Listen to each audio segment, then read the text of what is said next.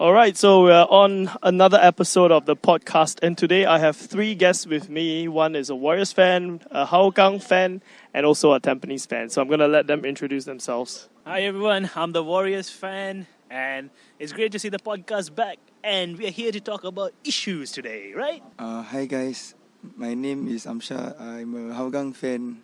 I'm very shy. Hi everyone, my name is Donovan. I'm a Tampines Rovers supporter. That's not really Donovan, by the way.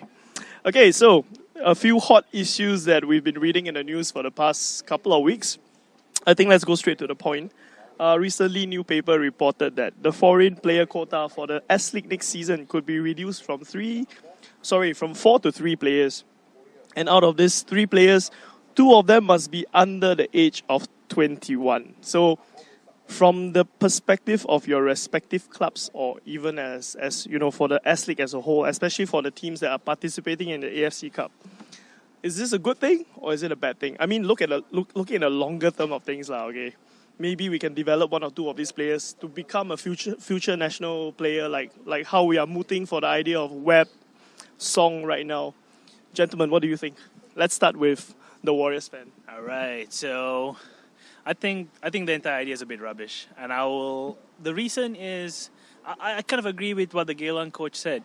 Why are we gonna try and build foreigners to become national team players in the future? Now, don't get me wrong, I'm a naturalized citizen myself, but if we put that same amount of money into actual youth development to develop our own guys, wouldn't that actually be better? And let's be honest, right? Home U had a really good AFC campaign, and do you really think that would have been possible with Suto in the team starting? Do you think if Home U had to choose between Stipe and Song, do you think it's going to work? I don't think so, right? So for me, if we do put in that rule, that is purely because of financial desperation, and we can only afford a under 21 player. And then again, why would a good under 21 player come to Singapore? Singapore is not exactly the hotbed of youth development. So we're going to end up with all the crap under 21 players who can't make it in other leagues, and we're just going to be... The league standard is going to drop. The whole point is bringing a foreigner is to add something the league already doesn't have. And for me, if you put that rule, that would seriously weaken the quality of the league. From my point of view, right, I think this entire under the age of two foreigners under the age of 21 thing is a very bad idea. Like for the teams playing in the AFC Cup, I don't think it's going to be beneficial to any of the teams. So if Hougang's not. Shut up. I'm going to reveal your identity. Okay, so yeah, I mean, if you have like 2 under 21 players who are foreigners and just only 1 experienced player, like what the Warriors fan said, almost said your name there, what the Warriors fan said, like if Home U had to pick between Stipe and Song, then how does it go? I mean, even for my team, for Hougang, I can't even decide between Fumiya and Atsushi Shirota. Like, who are we going to pick, man? I mean, they're both very instrumental to Hougang this year. One question: how about Fumiya and Pablo? Definitely. I'm not gonna say anything. Pablo, I love you too.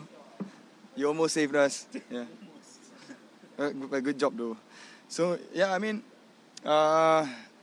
what I think is why they want to do this, because of the funding cut, and they want to limit the spending on like all those foreigners who get paid more than like maybe 5-digit pay and all that. So I guess, to me, leave it to the clubs. If they can afford it, they pay for it. If they can't afford it, then just don't get those kind of foreigners, man. Okay, so here's an afterthought. Imagine if you chose Fumiya, right? And that's your main foreign player that's over 21. Now imagine playing with Fumiya and 2 Antoines. And let's say if by some chance you guys qualify next season for the AFC.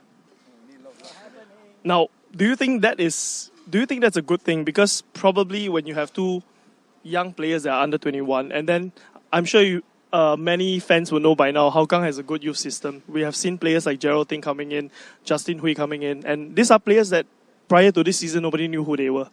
But this season, they have really came through, and they are actually knocking on Philip Au's door. And for these players to actually have a real chance to play in bigger competitions because the playing field is more level, do you think it's a good thing? Or do you still oppose the idea of, just having to play one Fumiya and two Antoines or Antoine level players? I mean, if we can get Antoine level players, then I'm more than happy. Yeah, because I mean, if you look at it that way, then I guess it's good for our youth setup as well. Like that's the argument that we can make that.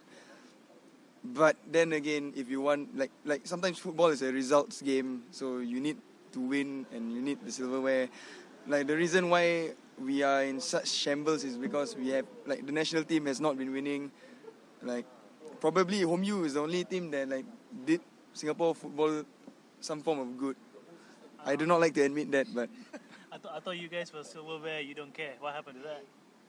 yeah, I don't care. I mean, we lost the Singapore Cup, but every year same old thing. So used to it.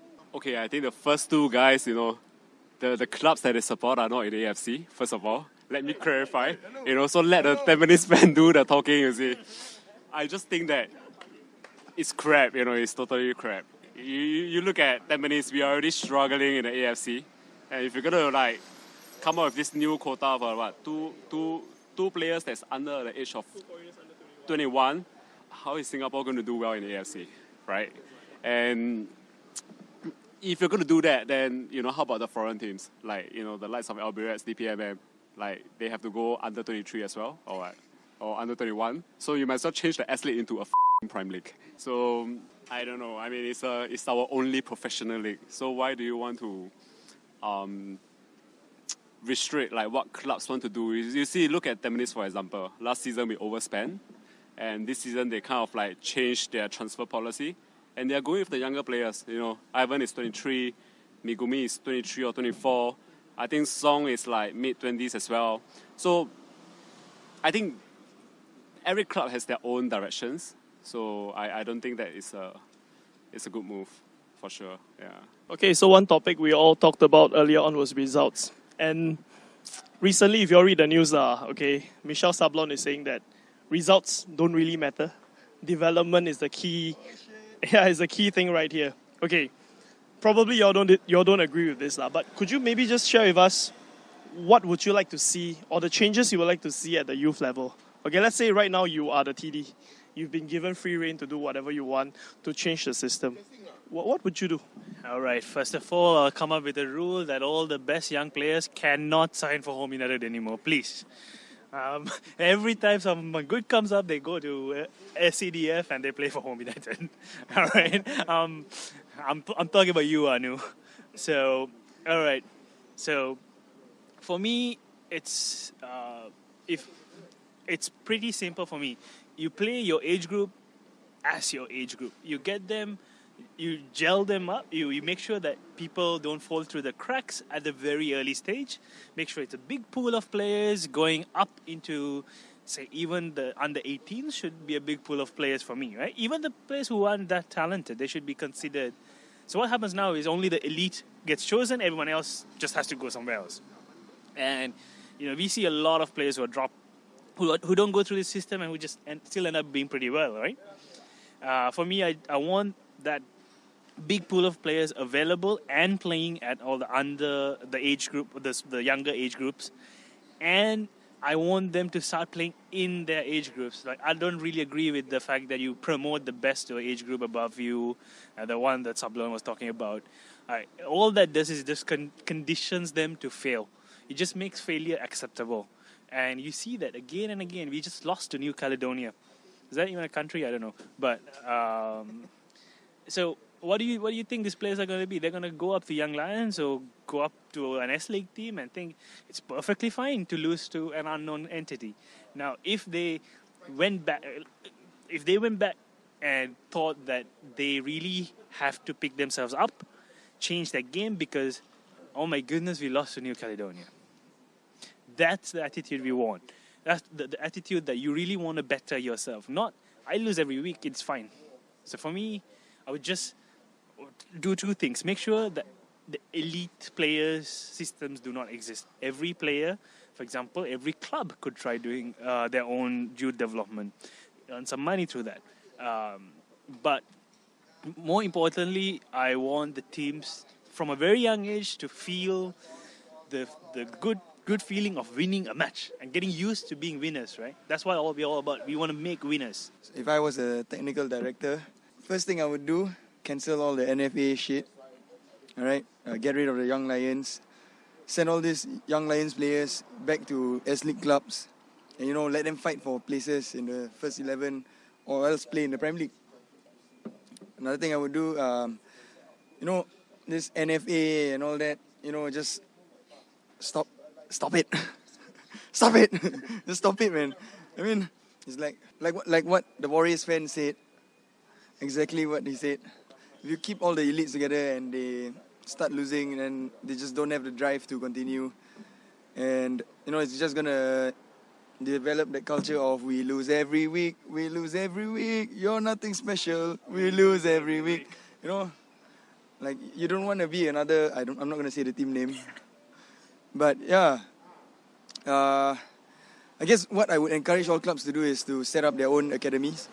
Like back, I think a few years ago when I was a teenager, I joined the Tampines Rovers Academy.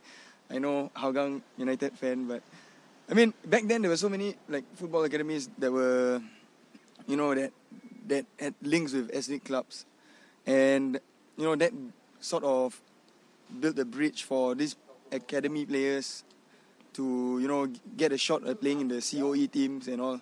So I don't know if Tampines still has a academy team or not, but that was a good thing. Another thing that I would do is just make sure Michael Sablon stays away from Singapore football. Yeah. I think first of all he should go. I think he has been in Singapore FAS for how long? Few years. Yeah. I mean, if results doesn't matter, then I don't know. I mean, look at the state of young lions. I don't really know what is like happening at the youth level, under 18, under 19. But I just feel that I agree with Amsha that every club has to have their own academy, and reach out to the community, to ensure like no players will fall through the cracks. But I personally feel that results still matters to a certain extent. If they keep losing, I think the morale will generally be really low, and it's hard to get that confidence, that belief back that they can make it to the top level. You see, and that's the reason why there's so many of them that just drop out halfway and not pursue football as a career. Yeah. So this is just a question. Do all these like private academies, I mean, do the scouts go to all these private academies to scout players? Because some of these players, they just join like private academies, like, I don't know, some soccer school somewhere. Do they get discovered by the FAS? Do the scouts actually go out of their way to, watch these players play? Like, yeah. I mean, like, outside of like school teams, outside of academy teams, even like maybe like the Delta League or the Malayan Youth League or anything, I'm sure there are players who who deserve a shot at being selected for like maybe COE teams or like the national team or something. So yeah, just a question I have. Let's talk about a theoretical scenario whereby there's no Garena Young Lions. Let's suppose that they never existed, and all these young players are now scattered all around, coming out from the various COE teams and then coming into the Prime League teams. Do you think it's a good idea to let the club decide who they want to play? I mean, because clubs definitely want to win, right? So the coach will definitely choose the players whom he feels would be the best on the pitch or perform to what he wants on the pitch. But then there are certain players, like, because of this kind of situation, they might not get a chance to play. And then therefore they've been left out. And then like what Donovan said earlier, the players don't feel that, why screw it, I don't want to play football anymore because I'm constantly being left out. And then in this kind of theoretical scenario, do you think that we would be able to have a better SEA Games team as opposed to having like right now, Garena Young Lions? I mean, of course, it's all hypothetical, all right, but just want to have what do you think about this Do you think it's viable? Donovan looks a lot different today, you know. But, but all right. So for me, yes, it would definitely make a better SEA Games squad just because, well, that's what he said, right? The coaches in the clubs want to win. They look for winners. What does that do? That lets the winners play. What does that do for the national team? It highlights to the national team who the winning players are, or the players who have the mentality to go get a win. Now, this may be from the Prime League or the Prime League team or the S.League team. Doesn't really matter at which level they play, but it'll highlight to us the winners. Yes, there will be some players who might not get the chance to play. But do you think these players are anyway getting a chance to play in the current setup? Because at least they'll make it to the Prime League squad or the S.League squad before they drop out. Right now, what's happening is they drop off at age 12 or age 16 because they never made it to the NFA under-17s, right? So, yes, there will be players who drop out, and there are players who drop out in any system. But at least when a coach is looking for winners, so we're gonna let's just assume that S.League had that we have 7 local clubs now. Let's just assume we only had 7 local clubs. There are 7 coaches who are on the lookout for winners, right? And now we will get the input from 7 coaches on who the winners they have are, and the SEA Games coach just has to go pick his squad from that. Obviously, yes, he has to train them. He has to be competent enough to spot them, train them, mold them into his system. But the best way to identify a winner is to open the system up and make sure there are more. There's basically a wider pool of people to pick from. That's my opinion. So what I think is that, for the S-League, if we take out the young lions and distribute these players, rule, I don't know if anyone will agree with me, but a rule that the S-League could do is to fill a minimum of maybe 2 players who are under the age of 23. I mean, makes sense. At least they get some playing time in the S-League. As long as they're not foreigners, right? Yeah, as long as it's not under 21 foreigners. Yeah. So, with that, we can at least ensure that, these young players, if they work hard enough, they get to be selected. And, it's up to the coaches if they want to play more than 2 under 23 players. But, I think that would make sense in the grand scheme of things. Okay, if you take the young lions out of the whole league, right? I just feel that if you are good enough, age doesn't come into consideration. I think it will eventually make players want to work even harder to get a starting spot. As for whether we should impose the cap of 2 players that is under the age of 21, I'm not too sure about that at the moment, but I think if you look across the league, I have always had a soft spot for Balestier. I think Marco is doing a good job. And you look at the team, I think most of them are pretty much under the age of 24, And he has I think in return, we have seen a few players really come through the first team. Hazuan Halim is one of them. And he's quite a good prospect. And he's a player that will never get any playing time, with the bigger clubs. Let's be I'm quite firm about that actually. Yeah. Yeah, like Home U, like Warriors, Tampines, or even Tampines, my own club where yeah, maybe. But okay, the next team I'm going to go to is actually Hougang, who is obviously we have a hardcore die-hard fan here. You look at Philip Au. He's giving he has given a lot of young players playing time, especially in the League Cup or even the S-League when they want to focus on the Singapore Cup. We have seen players who are coming up. Liner. I have not heard of him. Before this season. I think he has shown that he's good enough. You can eventually, play in the first team and cement the spot. I think that it will be the, it really pushed the player to work harder. Yeah, I mean, if you are good enough, you can eventually make it. I feel, yeah. So one question though, if we take Young Lions out, who's going to finish at the bottom of the table? Hougang again, is it? No, I think DPMM. Which comes to my next topic. Okay, so recently we read about DPMM, right? And supposedly DPMM is thinking of pulling out of the S-League to rejoin the Malaysia Super League. Do you gentlemen think it's a good thing or is it a bad thing? All right, so I'm a bit confused. I thought Malaysia kicked Lions 12 out and said we don't want any foreign teams. how come DPMM's in there now? All right, but that aside, honestly, I don't see how DPMM contributes to Singapore football, because they don't play in Singapore football. Like, unlike Albirex, who are actually developing our youth, giving them the chances, connecting with the community here. They're not here. They're not giving a Singaporean youth the chances. They're not playing any Singaporean players in Brunei. So, other than just making up the numbers, I really don't see where they come from, or how they add into the S-League. So, I would say good riddance. I have two opinions on this.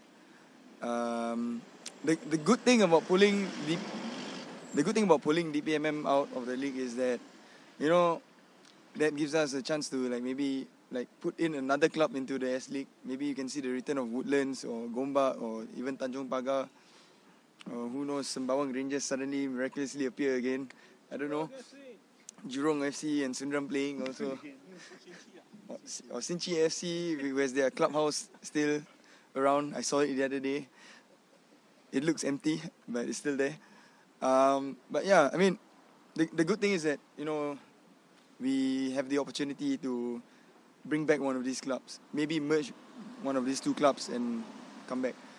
But the bad thing for me personally is that I don't get to go to Brunei to, you know, experience an away game overseas every year. So it was fun, man. I mean, the trip to Brunei was fun. People there were very hospitable, and yeah, it was fun. Cheering, 12 guys cheering on our local boys in Brunei. We were outnumbered, but the stadium was relatively empty. I don't know why. I sort of know why, but let's not go there. Yeah, but yeah. So for me, it's I don't know. I'm 50-50 about it. Yeah, I'm not really 50-50. I think I'm 110% that they should leave the S-League. Yeah. You know, it has I think it's more I don't think it benefits us in any way, to be honest. I think it benefits Brunei football more than anything else. At least it gives the player the kind of exposure that they get, you know, playing in a professional league. My take for S-League is we should just remain as local and no more FT teams, seriously. Last warning, really. Lim Kia Tong, if you are listening to this, really, please, just make it local. Even Albirex should turn local, to be honest. Yeah, I agree with that. Yeah, I think there's a lot of takeaways for the local clubs to learn from Albirex. You know, how they run the club, how they engage the community. But let's not get there. I think I'm diverting from the question. So back to DPMM, I think they should leave. But I think potentially, you know, S-League clubs might consider taking some of their players, you know, to play for their own clubs. I think they have some really talented players out there. So yeah, something I want to add on. Instead of the two under-21 players, you know, maybe we should do it like the Malaysian Super League or the Thai League, where we can have 4 foreign players and one of them has to be from ASEAN, an ASEAN country. And just to add on also, yeah, I mean, I totally agree with what Amshar said. I think we should just go according to the AFC Champions League and the AFC Cup rules, where it's 3 foreigners and 1 ASEAN player.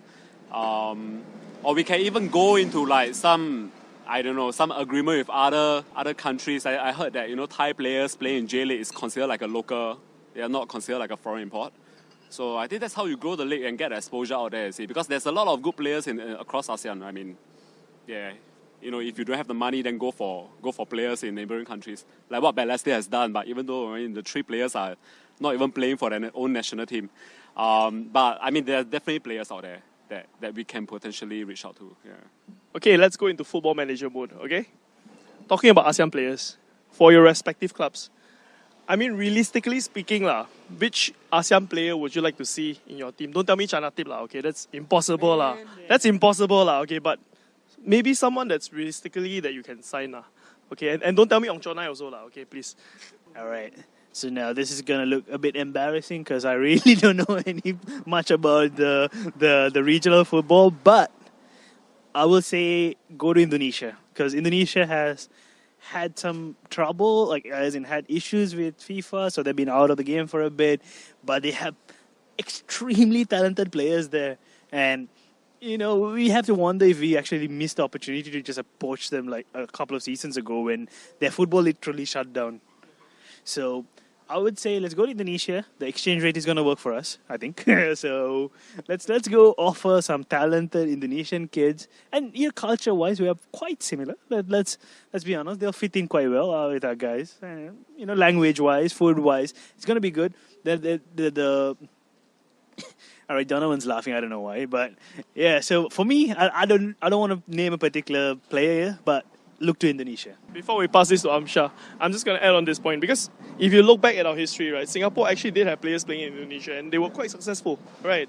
No, Alamshah was one of them who played Ridwan, who played for Arema. Yeah, Mustafa as well. Even sometime back then we had players like Precious playing for Persija, Agro Caspia. Yeah, we had so many players that went to Indonesia and actually we did pretty well over there. So why can't it be the other way around?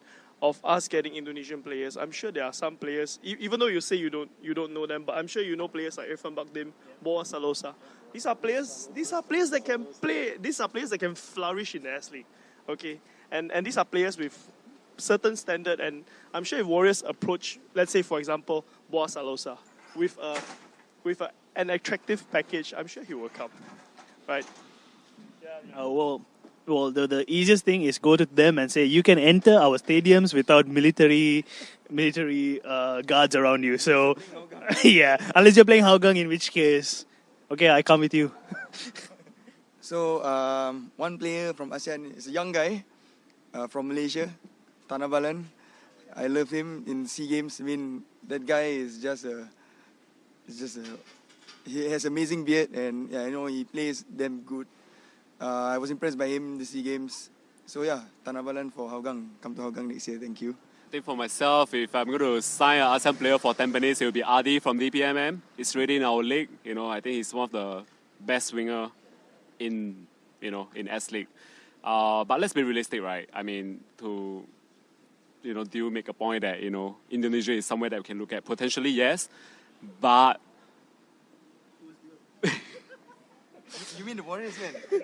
Oh yeah, the Warriors, man. But let's be realistic, right? I mean, they are playing in front of crowds of what? At least 30, 50, or even close to 80, 90,000 for the derby games. Yeah. I don't think they will want to swap that to play in front of 1,000 fans. That's not going to happen. I don't think so. But potentially we can look at players from Philippines, Brunei, Laos, or even Cambodia. I don't think Thai or Malaysia players will want to come to S.League anymore. Yeah, that is the state of our S.League right now. Talking about that, if you watch the Singapore Cup, if you watch Bongket play, and the captain of Bongket can actually score so many goals past, our Warriors. It tells you volumes about how much our regional neighbours have came up in terms of the standard, right? So even if you look in countries like Laos and Cambodia, I'm sure you can unearth some gems that probably can light up the league lah. Yeah, because to be honest, a lot of my friends who watch the S.League also say, why are we signing has-beens? Why don't we just go for young players like Amsha mentioned Tanah Balan. Before the SEA Games, did anyone know Tanah Balan? But yeah, exactly. But right now, he's hot property. Everybody wants him to be in their club, and it's something that probably would be better than Jermaine Pennant, right?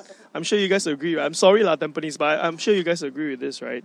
Okay, and you look at Tanah Balan, right? That's how I pronounce, right? Okay, I think his story is amazing. I think it can be something that the Singapore players can learn from. You see, I heard that he's a sole breadwinner. His father is bedridden or something. So he started off at a young age. Worked at a supermarket and attended training and did odd jobs to provide for the family. I think it's really about getting out of the comfort zone and just knowing what you want and believing in yourself. Putting in all the hard work. And look at he's playing for a Division 3, right? I think it's the third tier of Malaysian League football, and he's trying to get his team promoted. So you compare it to Young Lions. It's just that comfort zone. It's really getting out of the comfort zone and pushing yourself to become a better player. Okay, so we're going to end off this discussion by going back to our national team. So today, if you read the papers, there was a very controversial statement by our former national coach, Bernstanch, who said that he's surprised that Sundram actually went back to using the old guard. Okay, what he mentioned was during his time, he actually eradicated all the old players. He wanted to use fast players that adapted to his style of football, which was fast passing, fast counter-attacking. And today he's attributing this as one of the reasons why we have slipped from the time he left 148 to today. I think it's 160 something our ranking. 168, yeah. So, do you guys agree with what he said? I mean, it's highly controversial, but in some ways he does make a point, because when he was the coach, although we did not win many games also okay, but we were in a better FIFA ranking than now. So, what do you guys think about this? Well, I think it's definitely easier to talk when you don't have to really prove anything, right? So once you're out of the job, you can say, "Oh, if only I was there," right? It's a very easy thing to say, but what Bernsteiner did is he cut off a lot of experience. And let's be honest, when he came in, we were champions of ASEAN, right? So what he did was he removed a whole bunch of players who were champions of ASEAN. Yes, maybe Daniel Bennett and Mustafi are a bit old now, but when he was there, they weren't that old. They were the experience that we needed desperately at that point. And let's be honest, Bernsteiner messed up. For me, at least. Yes, he did bring in some young players in, but did they do that well? No, because they didn't have any experienced people to guide. Because when you're in the national stage, that is a lot of pressure. I mean, just look at that Suzuki Cup we had in 2014. It's just we were almost through. We were 1-1. Why? What could have helped in that place is an experienced head at the back to keep things calm. Well, again, as I said, it's easy to talk now, but I'm not a big fan of how Sundaram is doing right now, but he's at least tried to stabilize the ship, do some changes in the last few matches. He's trying something. Bernd, you dropped the ball. Sorry. I guess for me, I sort of agree with Dil, but it's sort of. I mean, I sort of agree with the Warriors fan. But yeah, in every team, I believe that there needs to be a balance of like fresh pair of legs and the old guns, experience and the youth. So I think that was Burn's mistake, is like Xing out all the experience that we had, the champion team that we had, So maybe at that point of time, keep like Mustafic and Daniel Bennett, Amri at the time as well, and a few of the other guys. But at the same time, slowly introduce the younger players. I like what he did with the introducing the younger players and all. I mean, Iqbal Hussein and all. But you still need experience, especially at the back there. So I mean, he could have if had he not messed up back then, we could have been in a better position as well. So I guess the blame is on both of them. Sorry, can I beg to differ on Iqbal Hussein? Iqbal Hussein only made it to the national team because he was kicked out because of discipline issues. Now imagine that, like the youth team coach says, "I don't want you because you have discipline issues," and the national team coach says, "All right, I'll take you." But do you really think you did the correct thing now? Come on. Yeah, but then again, controversial topic, right? So I mean, everybody has different opinions on this. At least Sundaram is trying something out right now. The last two games that we played, the last two draws, we didn't lose. So that's a good thing, I guess. It's a good start, not losing. So yeah, better keep that up, Sundaram, and start winning. I think he shouldn't be surprised at all, because I think they are both very different coaches. I mean, Sundaram obviously is well known for his very defensive tactics, whereas Bernd is more like, I think he believes in youth, but obviously he wanted to get there. He wanted to try to get results in a shortest possible time, which was not realistic, right? I mean, he believed in young players. That's good. I think one of the players that he brought in was like Adam Swandi. He gave him his debut, and he's quite one of the best attacking midfielders in the league today. So, in my opinion, he shouldn't be surprised at all. It's really, really very different styles. I think I agree with like what the Hougang and Warriors fans said earlier. It's a Nissan Skyliner. Yeah. So they are very different they're different. I mean, the way they set out their team is really different. You can look at the kind of players that they call up; it's very different as well. But I do agree with the two of them that experience is needed at the international stage. And I mean, for example, you look at Daniel Bennett. Okay, I mean, I'm a Tampines supporter, but look at how he defends. He's still dominating strikers in the league. He's probably like one of the best defenders, you know, at the age of 39. So I think that says a lot. You know, if you're good, then I don't think age should be one of the considerations of, you know, getting a call up. Okay, so we are all set to play Turkmenistan in 6 days. We'll be playing Qatar in, I believe it's tomorrow. Yeah, for the friendly. So looking at the team that's in Qatar and soon to be bound for Turkmenistan, do you think there are any inclusions that have been left out by Sundram based on the current form of the players that are in the league? You can mention players from your own team, but of course you can mention players from other teams as well. Sorry, so just to clarify the rules again, this time it's not a Skyliner, it's a big WAN. So, okay, to clarify the rules again, we can't play Stipe, is it? So Stipe is not allowed. Oh, man. All right, so honestly, and now it's a bike. So, all right, so honestly, I don't disagree with what Sundaram has, but I just wish, like, say, Wailun would get more time on the pitch. I think he's a very talented player. Emmerich, he started and then was dropped for the second match. Let's give him a shot because he was damn solid against Hong Kong. And he had to get a necessary red card, take one for the team, but he was damn solid. So Emmerich, Wailun, and sorry, I'm just going with all Warriors players, but maybe Shahil Ishaq could start because we really can't score more than 2 goals right now. Maybe we could have him up front. He's a bit slow, but he can still score the goals, you know. Just don't make him take penalties. That's it. For me, I think I would put in Shawal Anwar. He's not on the squad list, right? I mean, fantastic player. You know, he rose through the ranks and all. So I always like to play with a backstory, you know. Tanah Balan, Shawal Anwar. Another guy I would like to see would be, you know, a goalkeeper, Khairulin Khalid, plays for Hougang, like my favorite goalkeeper right now. I mean, the guy is good. I mean, I think we spoke about this earlier before we started recording this. Like, we are blessed with a bunch of good goalkeepers right now, but they're in the wrong era.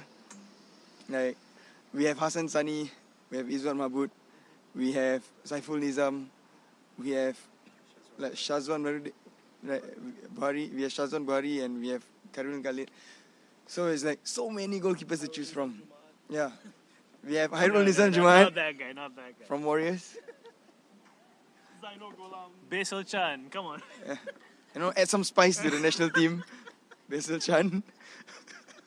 But yeah, I mean, we have a bunch of talented goalkeepers, so it's going to be hard, you know, to get first choice. And we all know Hassan Sani is going to get it because, you know, he's just on another level.